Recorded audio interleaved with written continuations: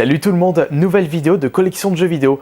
Aujourd'hui je vais vous représenter ma collection PS Vita.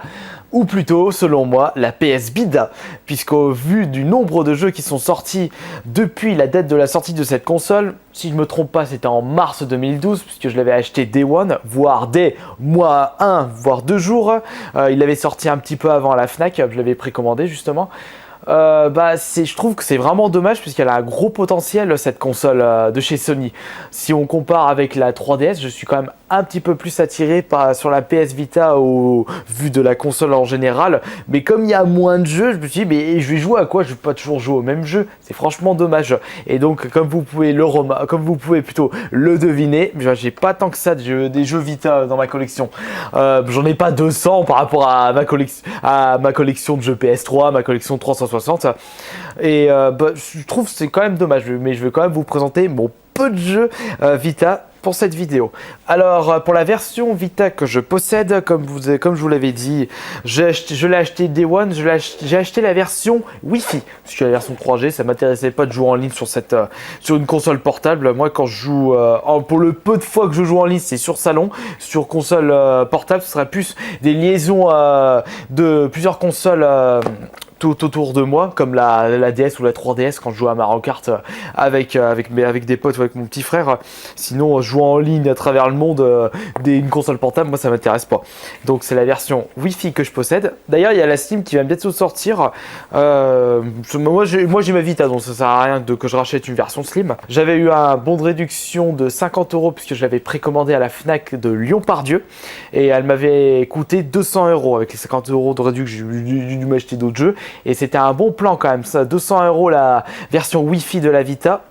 C'était pas négligeable, on va dire. Je vais commencer cette collection en vous présentant le jeu qui m'a fait pousser à acheter cette console. Car vous serez sûrement d'accord avec moi, pour vouloir acheter une console Day One, il faut forcément un jeu Day One qui vous poussera à acheter cette console dès sa sortie. Et bien pour moi, c'était le Wipeout 2048. Pour la petite histoire, j'avais essayé cette console, j'en avais beaucoup entendu parler, c'est Vita, j'étais quand même attiré, mais il fallait quand même que je teste un petit jeu avant d'acheter cette console de suite. Et du coup, j'avais essayé, c'était à Lyon-Pardieu, il y avait des sessions de gameplay où on pouvait tester la console en avant-première. Je sais plus c'était combien de semaines ou de mois avant sa sortie officielle. Je dirais que c'était en décembre à Lyon-Pardieu. Et j'avais essayé le Wipeout 2048. Il n'y avait pas grand monde qui venait pour essayer cette console. J'ai pas attendu trop longtemps. Et du coup, je me suis dit, il est génial, je vais prendre cette console à sa sortie.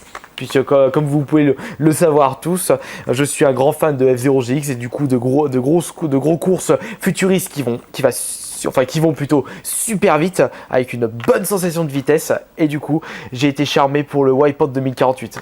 J'ai plus que ça à me mettre sous la dent en termes de courses futuristes, puisque F-Zero, je sais pas ce que fout Nintendo avec la série F-Zero. On en veut un pour la Wii U. D'ailleurs il y a eu j'ai pas vu d'annonce pour un prochain F-Zero, je suis vraiment deg.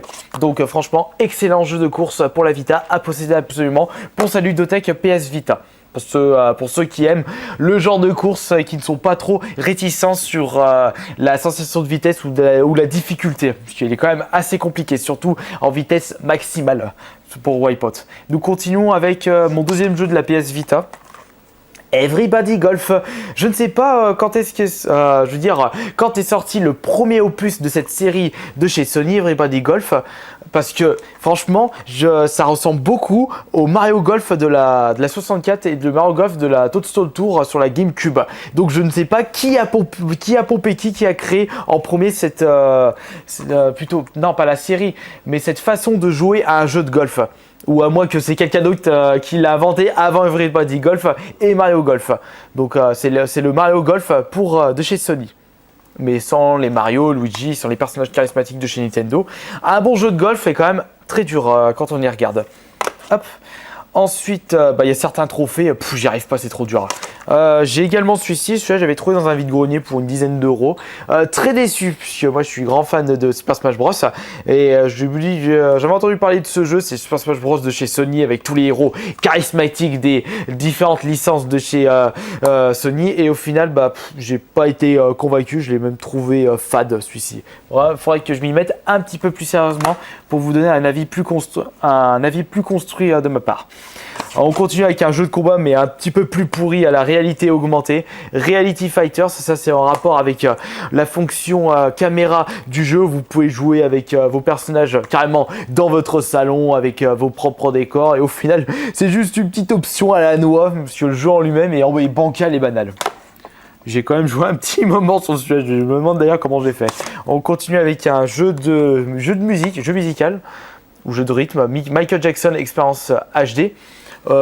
Tester 10 minutes, un quart d'heure. Faut utiliser la fonction tactile pour pouvoir danser en rythme sur ce jeu et franchement moi ça m'a pas trop intrigué que ça. Celui-là il est encore sous blister. Mod Nation Racer, version Road Trip. Je ne sais pas ce qu'il y a de différent ou d'inédit par rapport à la version PS3 de Mod Nation. D'ailleurs Mod Nation sur PS3 j'ai toujours pas testé donc je peux pas dire un avis là-dessus. On continue avec Lego Harry Potter, c'est l'année 5 à 7 ou 1 4 5 à 7. Pas testé non plus, je l'avais acheté en solde pour pas cher à Cultura. J'avais acheté 5 € ou 10 €, je m'en souviens plus. On continue avec Little Deviant. Ça, c'est un bon petit jeu, des bons mini-jeux en rapport avec les fonctionnalités de la Vita. C'est vraiment sympathique à jouer celui-ci.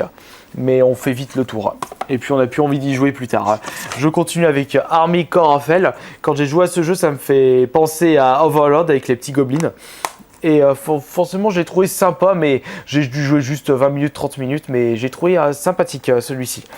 À retester plus tard quand j'aurai le temps. On continue avec Shinobi 2. Pas testé. Hop, la série Shinobi, non, c'est pas Shinobi, c'est Shinobi Do, voilà. Shinobi Do 2, Revenge of Zen. On continue avec un jeu que j'ai bien squatté sur la Vita. Grand fan de la série sur GameCube, ce sont les Monkey Ball. Donc Super Monkey Ball, Banana Splits. Par contre, celui-ci, je vous recommanderais de jouer avec les croix directionnelles, enfin les joysticks, parce que le jouer avec la fonction gravité ou les touches tactiles de la console, c'est vraiment pas super top. Surtout que ce jeu est ultra complexe, surtout vers la fin des mini-jeux, des cartes. Les dernières cartes, c'est franchement à vous tordre non, pas tordre le cou, mais à vous matraquer le cerveau tellement c'est compliqué. D'ailleurs, ce jeu a été fait par Amusement Vision à la base, et donc ce sont ceux qui ont fait F-Zero GX. Cette version, je ne sais pas si c'est Amusement Vision qui s'en est occupé. Je suis en train de regarder vite fait là. AV, non, c'est Koch Media. Je sais pas, c'est pas marqué dessus. Non, j'arrive pas à voir, c'est vraiment le Amusement Vision qui ont fait cette version de Super Monkey Ball. Mais ce que je peux vous dire, c'est que j'ai remarqué que c'était les mêmes cartes que dans les versions 1 et 2 de la GameCube. Ensuite, nous continuons avec Little Big Planet. Je l'ai acheté très récemment, je l'ai pas testé. D'ailleurs, des Little Big Planet, j'en ai jamais joué sur la PS3. À mon habitude, comme d'habitude. Ensuite, nous continuons avec un bon jeu de course à posséder pour la Vita. Sonic Sega All Star Racing Transformed. C'est ce qui m'a fait marrer quand même pour Mario Kart sur 3DS. On peut voir que les cartes sur la Mario Kart, ils peuvent être ça peut être des aéroglisseurs ou ils peuvent voler. Ça fait avion, ça c'est dans Mario Kart sur Wii U. Mais je dis mais ça ils ont pompé sur Sonic All Star Racing Transformed. Et attention, eux ils ont pompé aussi sur Diddy Kong Racing qui était sorti sur la 64. C'est quand même assez vieux. C'était sorti en 1995 ou 1996, qui était quand même le concurrent du Mario Kart sur 64. Mais c'est franchement un excellent jeu. Si je compare celui-ci avec un Mario Kart sur 3DS, il le surplombe de beaucoup, puisque celui-là déjà, il y a une énorme sensation de vitesse, il y a de la difficulté, et il n'est pas ultra frustrant comme un Mario Kart 7. Ensuite, j'ai une bonne surprise.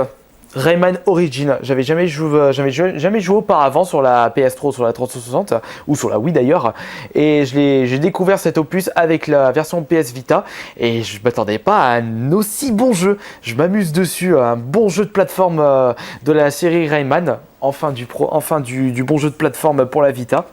Très content d'y jouer celui-ci, j'ai bientôt fini le deuxième monde. On va passer avec un jeu de course un peu pourri. D'ailleurs, j'ai remarqué que celui-ci était sorti sur les iPhones, donc sur les portables. Tu m'étonnes de la qualité de cet opus. Ils disent la course 100% arcade au creux de vos mains. Ouais, bof. En termes de jeu arcade avec un bon jeu de course, privilégié plutôt le Wipeout sur PS Vita 2048. J'ai joué du coup, j'ai dû jouer une ou 2 heures et on fait vite le tour. C'est bancal, c'est banal, c'est dommage.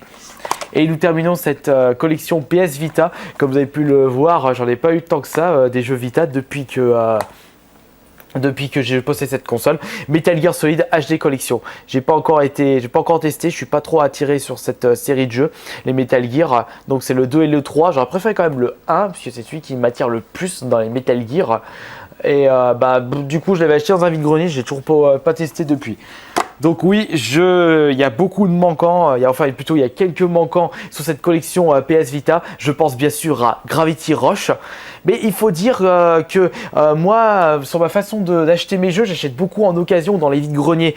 Comme la PS Vita n'est pas une console qui s'est beaucoup vendue, donc forcément j'en vois pas tant que ça, voire j'en vois pas du tout des jeux Vita dans les vides-greniers. Les seuls que j'ai achetés en vide-grenier, c'est Metal Gear HD Collection et le PlayStation All-Star Battle Royale. Malheureusement, ces deux jeux-là, c'est les deux seuls jeux que j'ai achetés, c'était l'année dernière en jeu Vita dans les vides-greniers. Et dans les magasins d'occasion style Cash ou dans les Micromania, ils sont quand même ultra chers, ils sont trop chers même, leurs jeux PS Vita d'occasion, voire. Et les jeux neufs, j'essaie de les acheter dans les soldes. Donc par exemple, celui-ci, je l'avais acheté en solde hiver ou été, je me souviens plus, à 5 €. Et d'ailleurs, j'espère que vous pouvoir trouver des jeux Vita en solde pour les soldes d'été, parce que pour pouvoir découvrir d'autres jeux. Et en jeux qui va sortir ou qui sont sortis, j'attends quand même que je le trouve pour pas cher, le Borderlands 2 sur la Vita, parce que ça, j'ai bien envie de me le refaire sur la Vita. Cet excellent jeu sur la PS3, sur la 3.6.